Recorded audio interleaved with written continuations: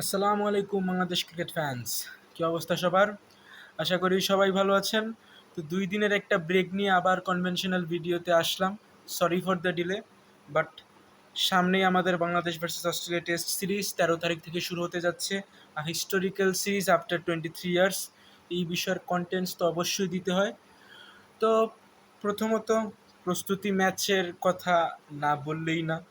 একটা ডিভাস্টেটেড, একটা সম্পূর্ণ টেকনিক্যাল ফ্লজে ভরপুর ব্যাটিংয়ের কারণে আমরা প্রস্তুতি ম্যাচটা হেরেছি, যেটা নিয়ে অনেকটাক্ষণ সময় পর্যন্ত সোশ্যাল মিডিয়াতে আমাদের নেটিজেনরা এবং আমাদের সচেতন দর্শকরা পোস্টমর্টেনিজম করেছে বিষয়টি নিয়ে, এবং পোস্টমর্টেনিজম করাটা দরকার।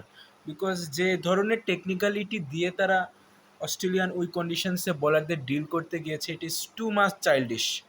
সেকেন্ড ইনিংসে আমি একটু ডিটেলসে কথাগুলো বলি। সেকেন্ড ইনিংসে একজন বলার থমসন, তার কাছে আপনাদের সম্পূর্ণ টেকনিক্যাল ব্রেকডাউন হয়ে গিয়েছে।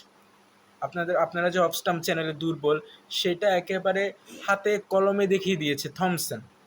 যে জিনিসটা অবশ্যই স্টার্ক, হেজেলউড এবং কামিন্স অবশ্যই সেই জিনিসটা তারা ব্লু প্রিন্ট করছে, তারা তাদের বোর্ডে এইসব লিখে রেখেছে। তো অফস্টাম্প চ্যানেলের দুর্বলতার এটা আপনাদের সব সময় থাকবে, যেটা থমসন দেখিয়েছে। ওই রকম তিনি কিছুই করেন নাই। আমি প্রত্যেকটা বলই অ্যানালাইজ করেছিলাম। তার মেইন জিনিসটাই ছিল he was too much consistent with the line and length. Good লেন্থের ডেলিভারিগুলো করেছেন, স্টক ডেলিভারিগুলো করেছেন, এবং he was very much consistent on the third to fourth stump region, অথবা যদি আমি বলতে চাই করিডোর অফ আনসার্টেনিটি। এই জায়গাটায় বারবার তিনি করে গিয়েছেন এবং ধৈর্যের পরীক্ষা তিনি দিয়েছেন, যেটার মধ্যে তিনি সফল হয়েছেন। আর এই সেনা কান্ট্রিসের কন্ডিশন আমি সবসময় বলি যে you have to give your patience test. পেশেন্সের সর্বোচ্চ লেভেলের পরীক্ষা আপনার এই জায়গায় এসে দিতে হবে। যে পরীক্ষা আপনার নেবে স্টিভেন স্মিথ, যে পরীক্ষা আপনার নেবে ট্রাভিস হেড। এই বিষয় নিয়ে ভিডিওতে আমি আরও বিস্তারিত বলবো। তো বেসিক্যালি এখন আসল কথায় আসি।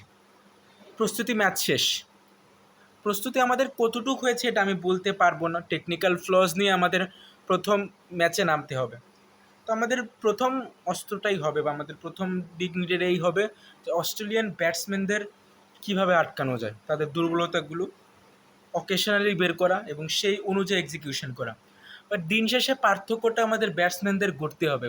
দেখেন, এই কথাটা আমি আরও 2-3 মাস আগেই বলেছিলাম যে আমাদের এই বোলিং লাইন আপ যে কোনো টুর্নামেন্টের, আইসিসির যে কোনো টুর্নামেন্টের সেমিফাইনাল বা ফাইনাল খেলাটা ডিজার্ভ করে, বাট আমাদের ব্যাটসম্যানরা সেটা এক্সিকিউশন করে এনে দিতে পারে না, যেটা আমাদের ব্যর্থতা। তো দিন শেষে আমাদের ব্যাটিংটাকে ক্লিক করতে হবে। সেটা নিয়ে আমি আরেকটা বিস্তারিত ভিডিওতে বলবো টেস্ট ম্যাচের আগে। বাট আজকে একটু কথা বলতে চাচ্ছি অস্ট্রেলিয়ান কিছু ব্যাটসম্যানদের উপর কী ধরনের ব্লু প্রিন্টে আমরা আগাতে পারি।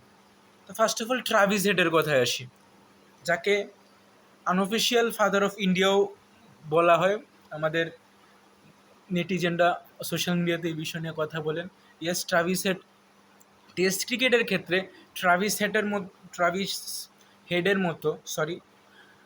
হেডের মতো একজন আউটস্ট্যান্ডিং রিজিয়নেবল ব্যাটসম্যান পাওয়াটা খুবই টাফ। 100 স্ট্রাইক রেটে টেস্ট ম্যাচে ব্যাট করা এটা অনেক দুষ্কর একটা বিষয়, যেটা ট্রাভিস হেড করে। তাকে ডিল করাটা বাংলাদেশের বোলারদের সবচেয়ে বড় একটা ঝামেলা পোহাতে হবে তাদেরকে ডিল করতে গিয়ে। তো ট্রাভিস হেডের কিছু দুর্বলতা আমি অ্যানালাইজ করেছিলাম কিছুক্ষণ আগে। তো গত বর্ডার গাভাস্কার ট্রফি এবং অ্যাশেজে যে জিনিসটা আমার কাছে লেগেছে, তো ট্রাভিস হেডের ক্ষেত্রে সবচেয়ে সেফেস্ট অপশনটা হবে তাকে আপনি ড্রাইভ করার বল দেন। আপনি তাকে ড্রাইভ করানোর বল দেন, গুড লেন্থ বল দেন, বা অকেশনাল শর্ট বলগুলো দেন, ফুলার লেন্থের বলগুলো দেন, যাতে সে ড্রাইভ করতে বাধ্য হয়, যার দরুন এজ হওয়ার সম্ভাবনাগুলো থাকে, যার কারণে তিনি যে ইনিংসটাকে 60-70 থেকে 100 পর্যন্ত নিয়ে যেতে পারেন, সেই ইনিংসটা হবে না। আপনি ট্রাভিস হেডকে আটকাতে পারবেন না, তিনি 20 বলে 30-40 রান অবশ্যই করবেন, বাট আপনার একমাত্র ওয়ে হতে পারে তাকে কত তাড়াতাড়ি ক্রিজ থেকে বাহিরে করা যায়, সেটা একমাত্র ওয়ে। তো ট্রাভিস হেডের ক্ষেত্রে সবচেয়ে সেফেস্ট অপশনটাই হবে আপনার অ্যালং দ্য অফ স্টাম্প এসে আপনি অফ স্টাম্পের চ্যানেলটাকে ইউজ করবেন এবং গুড লেন্থের বল এবং ফুলার লেন্থের বলগুলোকে আপনি এক্সিকিউট করার ট্রাই করবেন, যাতে তাকে ড্রাইভ করানো যায়, সে যাতে ড্রাইভ করে। যে কাজটা হাসান মাহমুদকে করতে হবে এবং যে কাজটা আমার খালেদ এবং তাসকিনকে করতে হবে, নতুন বলে স্পেশালি নতুন বলে জিনিসটা করতে হবে। অবশ্য ট্রাভিসের তো 6 কি 7 নাম্বার পজিশনে আসবেন, 2 নাম্বার দিনে এই কাজটা আরেকটু টাফ হয়ে যাবে আর কি। তো পরবর্তীতে স্টিভেন স্মিথের কথায় আসি। Steven Smith, one of the most iconic batsman of test cricket history, যার যিনি বোলারদের পেশেন্স টেস্ট নিতে অনেক পছন্দ করেন, যেটা এই টেস্টেও হবে। আমি 100% আনডাউটেবলি বলতে পারি যে আমাদের হাসান মাহমুদ, খালেদ আহমেদ এবং মুশফিকদের চরম মাত্রার পরীক্ষা তিনি নেবেন। তো স্টিভেন স্মিথের ক্ষেত্রে আমি যেটা বলছিলাম, থমসন যে কাজটা করেছিলেন প্রস্তুতি ম্যাচে, হাসান মাহমুদ যে কাজটা করেছিলেন সে কাজটাই করতে হবে। অফ স্টাম্প চ্যানেলে 3rd to 4th স্টাম্প রিজিয়নে বারংবার বল করে যেতে হবে এবং ধৈর্যের পরীক্ষাটা আপনাকে রাখতে হবে। আপনি লাইন চেঞ্জ করতে পারবেন না। That's the only way to deal with Steven Smith. আমরা অনেকগুলো উদাহরণ পেয়েছি। 18 সালের অ্যাশেজে তিনি 2-3 বার এই ধরনের বলে আউট হয়েছিলেন। গত বর্ডার গাভাস্কার ট্রফি বা আরও কয়েকটা ম্যাচে সেমভাবেই এই third to fourth stump region বা অফ স্টাম্প চ্যানেলে তিনি এজ হয়ে ধরা পড়েছেন উইকেট কিপারের কাছে। তো দ্যাটস দ্য ওয়ে, আপনাকে এই জায়গাটাতে একটু ধৈর্যের পরীক্ষাটা দিতে হবে যে you have to deal very much technically with Steven Smith. আপনার লেন্থ ম্যানেজমেন্টটা লাগবে, গুড লেন্থের ডেলিভারিজগুলো ভালো মতো করতে হবে এবং মাঝে মাঝে you can go for the stock deliveries, যখন আপনি দেখবেন বলের রিভার্স সুইংগুলো জেনারেট হচ্ছে। That's the way. পরবর্তীতে আসি আরেকজন ইন্টারেস্টিং ব্যাটসম্যান, যেটা আমি একটু আগে পিওপিতে দেখছিলাম, যে মার্নাস ল্যাম্বুশন, যিনি অস্ট্রেলিয়ান টিম যখনই কলাপসের জায়গায় থাকে তিনি সবসময় এই টিমটাকে উদ্ধার করেন। এই টিমটার একমাত্র ত্রাণকর্তা মার্নাস ল্যাম্বুশন। আগে উসমান খাওয়াজা ছিলেন। তো মার্নাস ল্যাম্বুশনের ক্ষেত্রে যে জিনিসটা, উনি আসলে খালেদ এবং আমাদের তাসকিনদের চার্জ করতে উনি পছন্দ করবেন, বাট ওনার ক্ষেত্রে সবচেয়ে ভাইটাল রোলটা প্লে করবে ইবাদত এবং হাসান মাহমুদ আমার কাছে যা মনে হয়। বিকজ মার্নাস ল্যাম্বুশনের ক্ষেত্রে সবচেয়ে সেফেস্ট অপশনটা হবে বা সবচেয়ে যে জিনিসে উনি সবচেয়ে বেশি ভালনারেবল, সে জায়গাটাই হচ্ছে আপনার হার্ড লেন্থের ডেলিভারিজগুলো, তাও close to the third stump, close to the body অথবা close to the third stump রিজিয়নে আপনি হার্ড লেন্থের ডেলিভারিজগুলো করে যান। সে প্রি মেডিটেটেড শর্টস অথবা উইকেট কিপারের কাছে ক্যাচ দিয়ে সে এসে পড়বে। That's the way. আরও কিছু উদাহরণে আমরা সেমভাবে মার্নাস ল্যাম্বুশনকে আউট হতে দেখেছি। তো বেসিক্যালি আমরা যদি ফার্স্ট ইনিংসে বল করি বা সেকেন্ড ইনিংসে বল করি, অস্ট্রেলিয়া তারা ইনিংসটা অবশ্যই লম্বা করবে। আমাদের একমাত্র ওয়েটাই হচ্ছে রানের দিকে মনোযোগী না হয় আমাদের উইকেটগুলো আমরা কীভাবে তাড়াতাড়ি আনতে পারি। Because we can stop runs, আমরা রান স্টপ করতে পারবো না। 350, 400, 450 ফার্স্ট ইনিংসেও যদি অস্ট্রেলিয়া ব্যাট করে মিনিমাম তারা এই স্কোরটা করবে।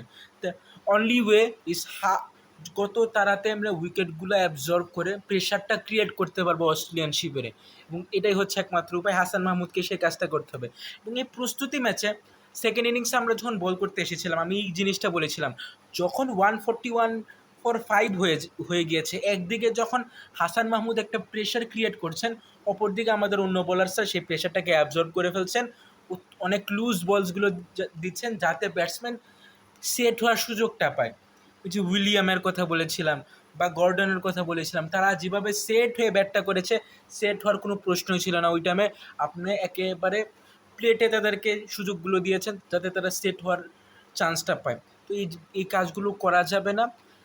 হাসান মাহমুদের মতো ডিভিশনালি বলগুলো করতে হবে, যেটা আসলে আমি একটু শখ তাসকিন যেভাবে বলগুলো করেছিলাম। আই নো যে তিনি নতুন বলে অনেক সুইং জেনারেশনগুলো করতে পারেন, তার একটা বড় দায়িত্ব।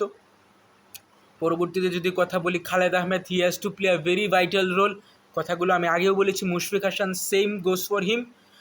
মুশফিক হাসান নিউম্যান গত টেস্ট ম্যাচে 2 ওভার করেছিলেন, 24 রান দিয়েছিলেন। এটা দেখে তাকে বিচার করা যায় না। আমি জাস্ট দেখতে চাচ্ছি লং ডে ভার্সনে তিনি কতটুকু নিজেকে মেলে ধরতে পারেন। এটা আমার পার্সোনাল পয়েন্ট অফ ভিউতে আমি এটা দেখতে যাচ্ছি, মুশফিক হাসান কতটুকু ভালো করতে পারেন মেইন টেস্টে। তাছাড়া ব্যাটিংয়ের কথা তো আমি বলেছি, আমাদের অফ স্টাম্প চ্যানেলের দুর্বলতা আমরা যতদিন কাটাতে না পারবো। আরেকটা কথা, সেম জিনিসটাই আমি গত কয়েকটা ভিডিও আগে বলেছিলাম যে আমাদের ইমার্জিং টিম যখন 89 রানে অল আউট হয়েছিল সাউথ আফ্রিকার কাছে, আমি সেম জিনিসটা বলেছিলাম। তো যখন আপনি এই ধরনের কন্ডিশনে ভার্টিক্যাল ব্যাটে আপনি যখন খেলতে যাবেন, যখন আপনি ড্রাইভের জন্য খেলতে যাবেন, তখন আপনি ধরা খাবেন। এই ধরনের কন্ডিশনে টেকনিক্যালি ডিল করতে হলে একমাত্র উপায় হচ্ছে আপনার হরাইজন্টাল বলের শর্টস খেলা, হরাইজন্টাল ব্যাটের শর্টস খেলা, এবং আপনার fine leg, deep mid wicket, deep third region, এই জায়গাটাকে ব্যবহার করা, যতটুকু ব্যাক ফুট ডমিনেটিভ শটসগুলো খেলা যায়। বাট সেকেন্ড ইনিংসে আমাদের প্রত্যেকটা ব্যাটসম্যান ফ্রন্ট ফুট এলিগেন্সি দেখানো ট্রাই করেছে, সেই কভার ড্রাইভ, সেই লেট কাট, সেই স্ট্রেট ড্রাইভের জন্য গিয়েছেন, এই জন্যই তারা ধরাটা গিয়েছেন। আমি আরেকবার বলছি যে সেনা কান্ট্রিসের কন্ডিশন, অর্থাৎ সাউথ আফ্রিকা, ইংল্যান্ড, অস্ট্রেলিয়ার মতো কন্ডিশনে যদি আপনার বোলার্সদের টেকনিক্যালি ডিল করতে হয়, আপনার একমাত্র উপায় হচ্ছে আপনাকে হরাইজন্টাল ব্যাটের শটস খেলতে হবে। এই যে আপনার লেট কাট বা সুপার ইন্ডিয়ান শটস, এই জিনিসগুলো আপনার ব্যাক ফুট ডমিনেন্সিভাবে খেলতে হবে। That's the only way. তো আপাতত এখানে ভিডিওটা শেষ করছি। অবশ্যই পরবর্তী আপডেটসগুলো আমি অবশ্যই জানাবো, এবং এই টেস্ট ম্যাচ রিলেটেড অনেকগুলো ভিডিও আমার দেওয়ার ইচ্ছা আছে। আপনাদের একমাত্র কাজ হবে অবশ্যই সাপোর্টে থাকবেন এবং আপনাদের মূল্যবান কমেন্টসমূহ কমেন্ট বক্সে দিয়ে যাবেন। ধন্যবাদ।